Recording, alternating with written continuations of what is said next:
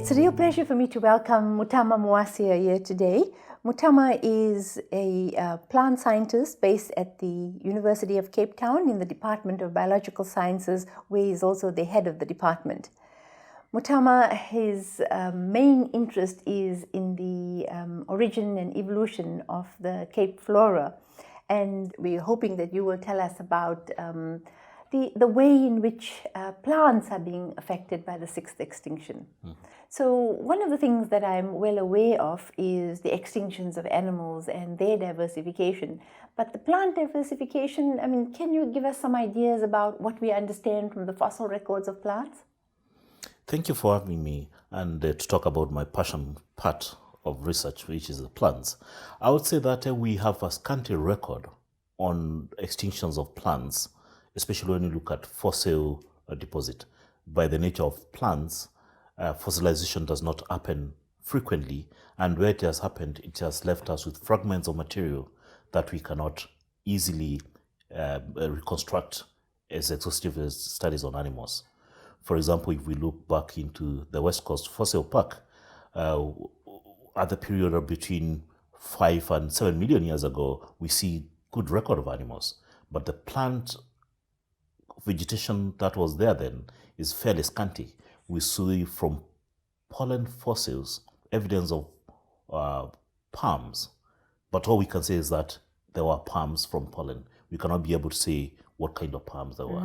And also we cannot talk much about the other communities that were there. Yeah, that I think is one of the biggest difficulties, hey, because in that environment there's so many animals and many of them look like they're browsers, but we know nothing about the actual vegetation. Now, and what about the sixth extinction? What kinds of threats do plants face in the current Anthropocene? I would say in Anthropocene, the biggest challenge for plants and the main source of plants being extinct or extinct in the world or getting highly threatened is habitat transformation. We're sitting here in the Cape Flats. The Cape Flats was an area teeming with vegetation. Yeah. And quite a number of these plant species that were part of this habitat are either extinct in the world or have not been collected in the last 100 years. And the small pockets that still have natural vegetation, they have, subsequent to land transformation, been taken over by invasive species of plants which are coming from Australia and other parts of the world. And these have transformed what was a coastal sandy fynbos vegetation into an acacia bushland. Sure. And that has caused quite a number of the losses. So in some of these places where you have the original indigenous vegetation preserved, can we refer to them as refugia? Would they be considered refugia? To some extent, you could consider them as refugia. And those will be places where, as we still keep in hope, to see some of the species which have been considered to be extinct, we still go back to look for them. So in this spring, I'm teaming with a group from the Sanbi, a Custom British Botanic Garden, to go and look for one of the little plants, about 10 centimeters tall, was a member of an assemblage which was growing in wetlands, shallow wetlands in the Kennewick of the Race Course area. Yeah. Last collection was from 1890s. Really? And we're hoping that it's still hanging on. So do people think it hasn't been around or it's gone extinct and you're going to look for them, or have people just not looked for them? Is that what the problem is? It's a combination.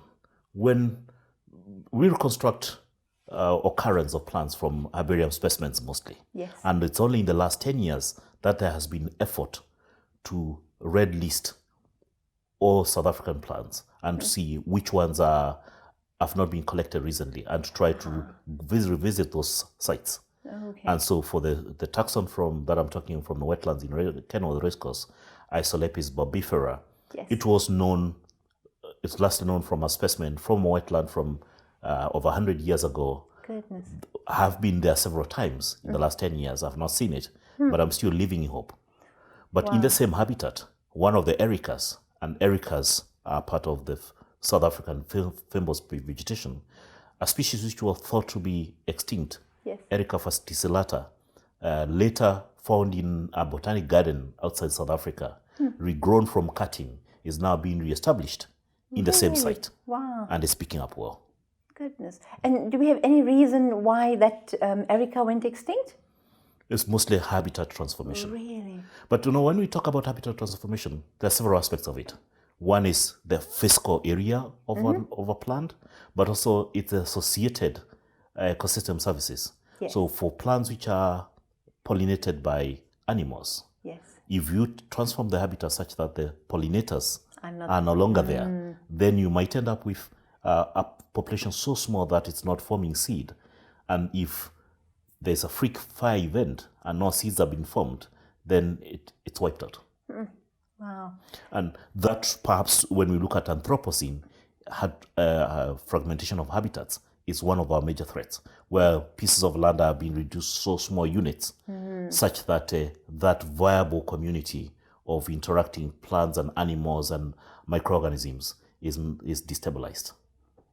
Yeah, that's such a pity, hey? So these loss of plants that we see in the sixth extinction, how does this actually impact for humankind? What is the impact on humans?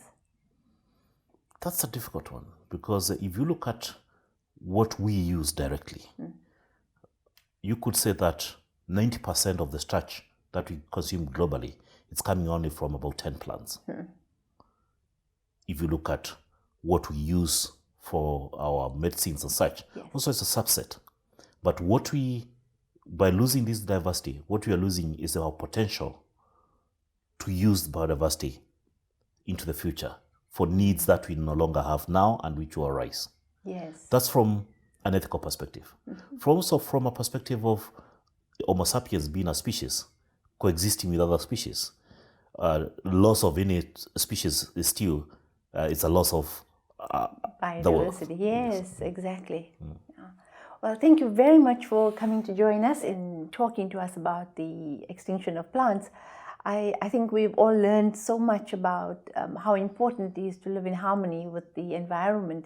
And it's not just a question of plants that are going extinct, and that are not only the plants that are for our personal use, but rather ones that are of value for the ecosystem. I think that is really important to realize, that we are not just lone animals on the planet. We actually should live in harmony with everything else. So thank you very much. Thank you.